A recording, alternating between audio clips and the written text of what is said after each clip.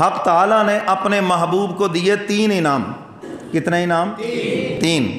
پہلا انعام یہ عطا فرمایا، اللہ اکبر، 5 نمازیں. کیا انعام دیا؟ ہاں جی. پھر میں اس کی تشریح آگے کرتا ہوں. 50 نمازیں تھیں، پھر 5 رہ گئیں. اور دوسرا انعام یہ عطا فرمایا سورہ بقرہ کی آخری آیات، جس کے اندر فتح، نصرت، مدد اور رحم، یہ ساری چیزیں مانگی گئی ہیں. یہ ہمیں بتایا گیا ہے کہ یہ وہ چیزیں ہیں جو خدا نے بطور انعام اپنے محبوب کو عطا فرمائی ہیں. امت جب بھی مانگے گی ہم ان کو عطا کر دیں گے. اور تیسرا انعام اللہ نے جو اپنے محبوب کو دیا، تحفہ دیا امت کے لیے، فرمایا میرے محبوب یہ آپ سے وعدہ ہے، آپ کا امتی جس نے صرف کلمہ پڑھا اور اس نے شرک نہیں کیا، فرمایا ہم جہنم میں نہیں رکھیں گے، جنت میں بھیج دیں گے. یہ انعام پہلی امتوں کے لیے نہیں، آپ کی امت کے لیے ہے. اگر تو اس نے عبادات کی، نماز، میں اس کا انکار نہیں کرتا، توبہ نعوذ باللہ، کہیں غلط مطلب نہ نکال لینا، نماز فرض ہیں، یہ ساری چیزیں ہیں اور ان کا آپ کو بتا بھی چکا ہوں کیا سزائیں ہیں. لیکن ایک بات بتائی ہے کہ جس نے کلمہ پڑھا ہے وہ جنت میں ضرور جائے گا.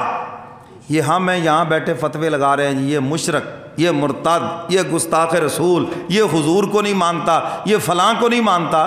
اچھا مجھے ایک بات بتائیں، جنت میں کل 120 صفحے ہوں گی، جن میں سے 80 صفحے امت محمدیہ کی ہوں گی. اچھا جو 40 صفحے ہیں 1,24,044 امتوں کی ہوں گی، اور جو 80 صفحے ہیں وہ صرف امت محمدیہ کی ہوں گی. اگر ہم ان فتووں کی روشنی میں دیکھیں پھر تو ایک صف بھی نہیں بنے گے. 80 صفحے جو حضور کی امت کی ہیں، اگر انہی فتووں کی روشنی میں دیکھیں تو پھر تو ایک صف بھی نہیں بنے گی. تو اس کا مطلب یہ ہوا جنت فتووں سے نہیں ملنی، اللہ کے فضل و کرم سے ملنی ہے.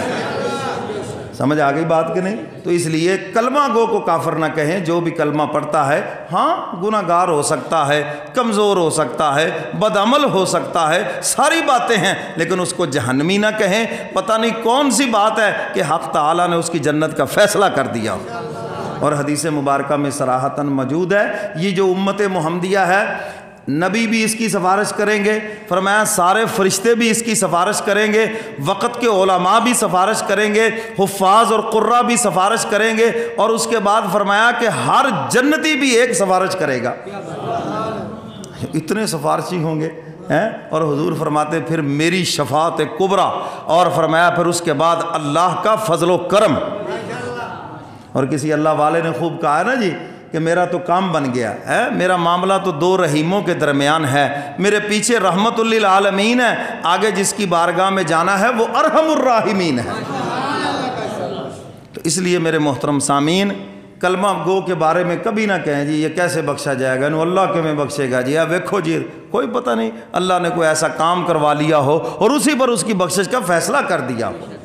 تو حق تعالیٰ نے فرمایا میرے محبوب یہ آپ سے وعدہ ہے، آپ کا امتی اگر مشرک نہیں ہے تو شرک کی بھی تھوڑی سی ڈیفینیشن ہو جائے نا، ہو جائے یا نہ ہو. تو شرک کسے کہتے ہیں؟ اللہ تعالیٰ کی ذات میں اور اس کی صفات میں کسی کو شریک ٹھہرانا. ذات کا مطلب کیا ہے کہ اللہ کی طرح اللہ نہیں ہے کوئی بھی، سمجھ گئے کہ نہیں؟ اور صفات جو اللہ کی صفتیں ہیں یہ کسی بندے میں نہیں ہیں. زندہ کرنا، مارنا، رزق دینا، اولاد دینا، عزت دینا، ذلت دینا، یہ سب کس کے کام ہیں؟ اللہ کے کام ہیں. اور اللہ کے ان کاموں میں نہ نبی شریک ہیں، نہ صحابہ شریک ہیں، نہ ولی غوث قطب ابدال شریک ہے، وہ وحدہ لا شریک ہے. رزق پیر نہیں دیتا، کون دیتا ہے؟ ہاں دعا کرائیں، والدین سے کروائیں، پیر و مرشد سے کروائیں. ہاں جی کوئی تعویذ بھی دے دے، میں اس کا انکار نہیں کرتا، تعویذ بھی دعا کا ایک قسم ہے، میں انکار نہیں کرتا. لیکن یہ کہنا کہ پیر صاحب رزق دے رہے ہیں یہ بالکل شرک ہے، پیر صاحب اولاد دے رہے ہیں یہ بالکل شرک ہے. حضور علیہ الصلوۃ والسلام سے بڑا پیر دھرتی پہ کوئی نہیں.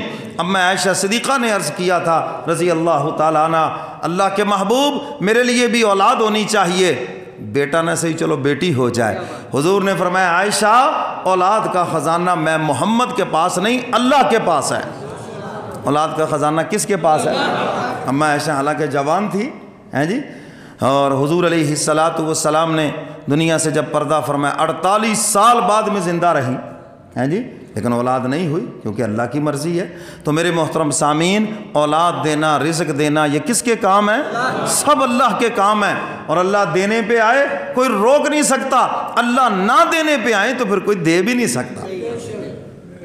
حضور علیہ الصلوۃ والسلام بڑے خوش ہیں، 50 نمازیں اور سورہ بقرہ کی آخری آیت جس میں فتح، نصرت، مدد، رحمت سارے وعدے ہیں، حضور بڑے خوش، اور پھر امت کی بخشش، سبحان اللہ، بخشش کا سرٹیفکیٹ ہے امت کا۔ تو حضور علیہ الصلوۃ والسلام بڑے خوش ہیں 50 نمازوں پہ، حضور علیہ الصلوۃ والسلام تو خوش ہیں کیونکہ ان کی نظر میرے اور آپ پر نہیں،